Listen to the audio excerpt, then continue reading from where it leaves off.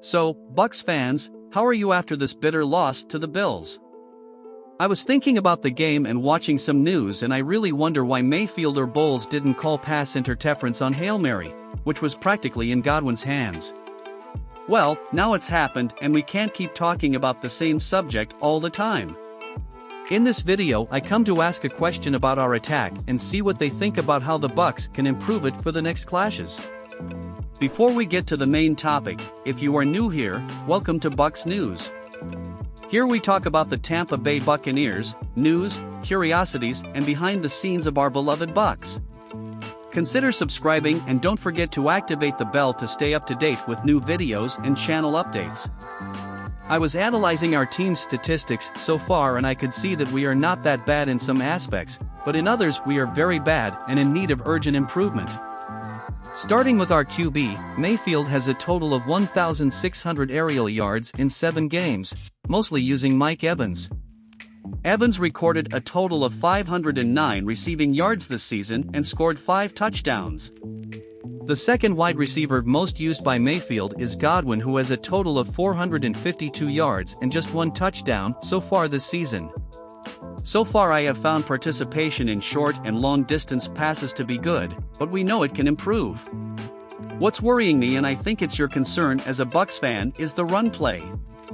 Our runs has been unimpressive, almost non-existent. This is terrible. Let's go to the numbers. We have our main running back Rachaad White with 7 games scoring 305 yards on 92 rushing attempts, of which there were 15 long runs and none with more than 20 yards. White has converted 12 first downs on those runs and has scored just 1 rushing touchdown this season.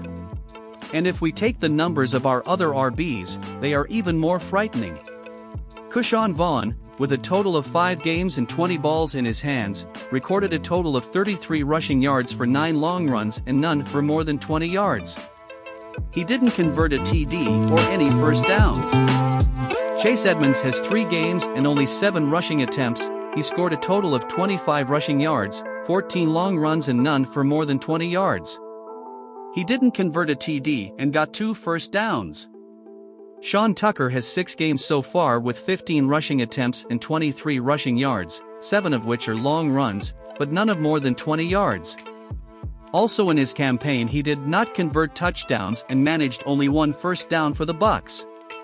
Our QB Mayfield is the team's best runner, with a total of 31 rushing attempts, scoring 118 rushing yards, 31 of which are long and 1 is over 20 yards. He has converted 7 first downs for the team, has not scored a TD and has had a fumble recovery so far this season. I don't know about you, but when our QB is the second best runner on the team, something isn't going right behind the offensive line in the plays coached by the offensive coordinators. Solution: I think that training more alternative and different plays, exploring more sides of the field, bringing White on runs where they exploit holes in the defenses and working on our OL to create these spaces could be an alternative. Also bring plays like toss sweep, or even jet motion so we have more chances of long runs and scoring some big ones with more than 20 yards and maybe covering TDs. Furthermore, exploring more straight runs perhaps in formation I could work and be confusing, as we have so far had a characteristic of short aerial passes on the flanks. But I want to hear from you Bucs fans.